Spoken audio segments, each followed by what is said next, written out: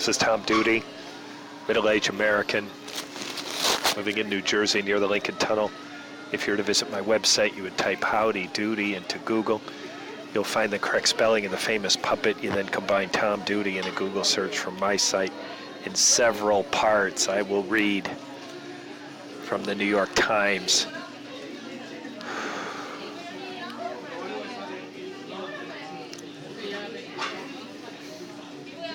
Nicholas Confessore, November 30th, published in the New York Times, November 30th, 2016. Once I begin reading, I will read exclusively the New York Times. I will not stop and emphasize or editorialize. It will read the text published in the New York Times. I do have some notes on the front end. This is an extraordinary story. In the lives of the ultra-wealthy, it's extraordinarily ordinary. However, the fact that it got busted open followed a series of events that just can't happen very often. It is literally a perfect storm that raged against a single ultra-wealthy man and has the potential to expose others. Pre-notes, 400 million. The ultra-wealthy have a tendency to understate and sometimes overstate their income. Understating is much more common. The man who's subject of this text once documented 400 million. And if that number got used to represent his wealth and judged final by the divorce judge in Toronto, Canada, then, and he didn't have it, which alleged he doesn't, his ex-wife would get 200 million. Without 200 million to give her, he would be broke, which would just be a moment of celebration for the entire world. Should celebrate that moment. It didn't happen. He also understates his wealth, so if the judge had just accepted his account of his wealth, it would have been grossly unfair to the ex-wife who was part of creating this wealth. That was pre-note number one. Pre-note number two, I changed the names Sarah Pursglove and Robert Oesterlund to Sarah and Robert. It is, it messes with the text of Nicholas Confessore. He is under restrictions to use some journalistic standards, and I am not. I think by referring to the wife becoming ex-wife and husband becoming ex-husband as Sarah and Robert makes the story a lot easier to follow. All the others, the lawyers, the judges, and the friends, all get usually referred to, introduced by full name, and referred to in subsequent references by their last name only, as the writer did with Sarah Pursglove and Robert Oesterlund. I will refer to them only as Sarah and Robert.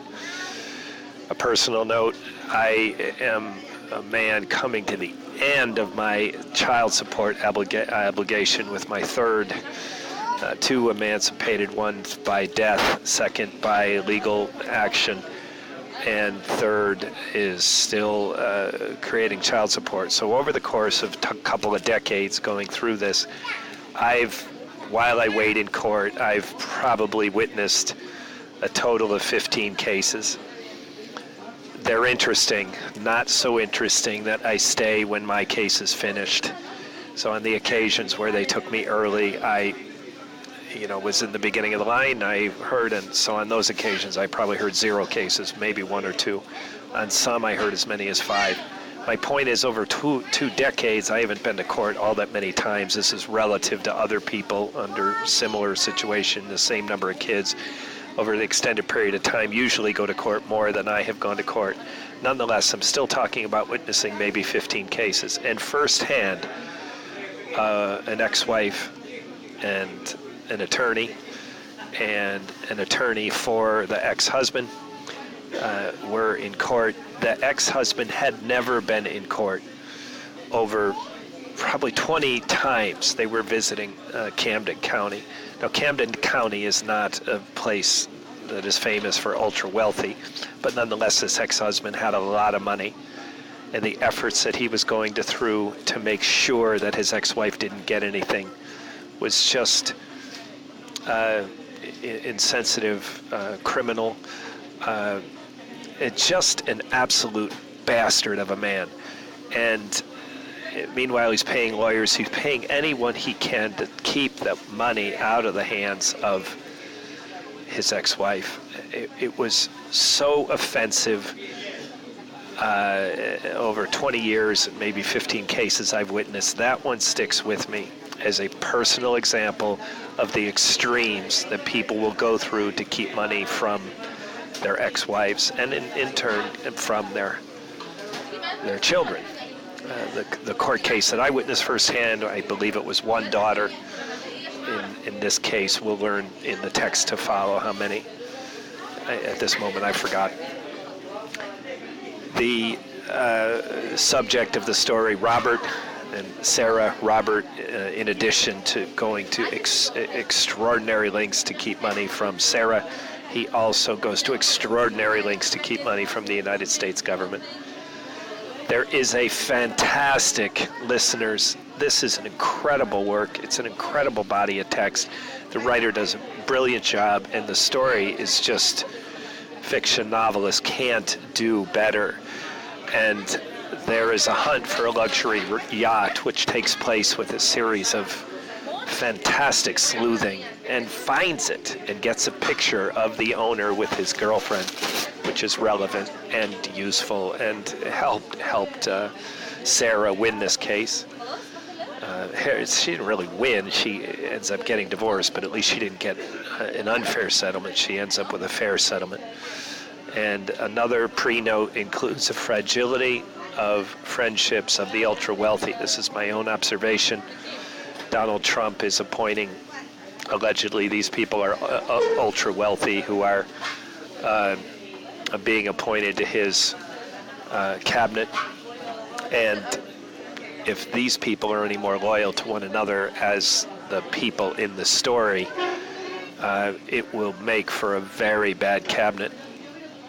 So fragility of friendships of the ultra-wealthy is told in this story at the very end in a way that is, you just take how disloyal they can be in the drop of an hat as soon as their money is threatened. Because these ultra-wealthy haven't accumulated money by chance. They've accumulated money through prioritizing, valuing money at above everything, above a wife, above children, and certainly above friendships. And that is told in this story in a very real and very haunting way. So as I return to my personal pledge, once I begin the New York Times article, I will read nothing else but the text.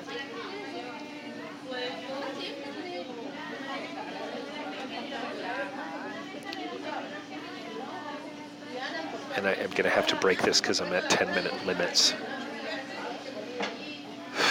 The New York Times, illustrated by KIKUO Johnson, How to Hide $400 Million When a Wealthy Businessman Set Out to Divorce His Wife. Their fortune vanished. The quest to find it would reveal the depths of an offshore financial system bigger than the U.S. economy. By Nicholas Confessore, November 30th, 2016.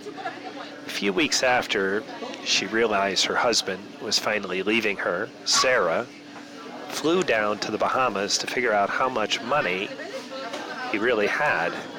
Like many women married to wealthy men, she didn't know how much about the family accounts. Her husband, a Finnish entrepreneur named Robert Oesterlund.